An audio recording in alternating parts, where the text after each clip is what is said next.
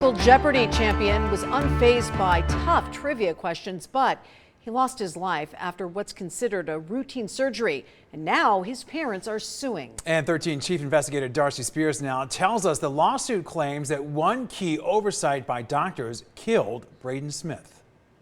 Braden is a policy intern from Las Vegas, Nevada. By the time Braden Smith was 24 years old, he was a 5-time Jeopardy champion. Braden was a good kid. He was just a happy kid, a smiley kid, obviously smart.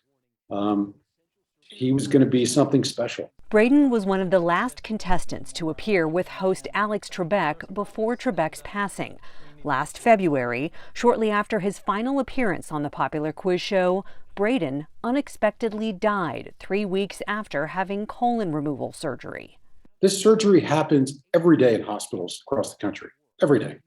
And patients are taught properly, and they go on and lead extremely productive lives. Braden suffered from ulcerative colitis. He had surgery at St. Rose Dominican Hospital's Siena campus on January 15, 2021. That went fine. What happened after was the problem. There was no heparin ever given. And, heparin is very important after a surgery like this because the failure to give heparin results in pulmonary emboli. Blood clots in the lungs, which is what killed Braden, according to the lawsuit. Alleging wrongful death and medical malpractice, court records say his last days were a nightmare. His death was preordained by the misconduct of doctors and nurses. None of this had to be. His family struggles with that every day. This is one of those, cases where they're a lot stronger than I would be. A lot stronger. The lawsuit names 2 doctors, the St. Rose nursing staff, St. Rose Dominican Hospital Siena campus, its parent company Dignity Health, and Fidelity Home Health Services. In addition to the failure to give anticoagulants, the lawsuit says Braden did not receive the necessary training on how to care for and manage his condition. And in this case, he was not taught that at all. In fact, what he was given, the products that he was given, were completely improper. As a result, he constantly broke and he constantly had leakage and he wound up with skin problems, and the frustration that he must have felt is unbelievable. And I can tell you the frustration that the parents felt was just incredible.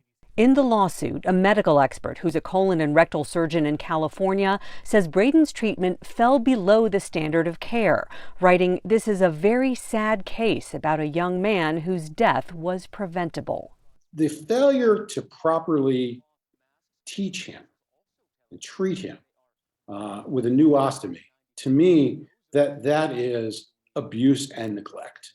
The lawsuit also asks that St. Rose be forced to temporarily halt future surgeries. I asked for injunctive relief on the hospital and the surgeon and everybody from doing this type of surgery until they are properly staffed to do this surgery. A spokesperson for Dignity Health said, "We are reviewing the case, but do not comment on pending litigation." Attorney Murdoch says this case is bigger than the Smith family. He says it points to what he calls the problem with medical malpractice in Nevada.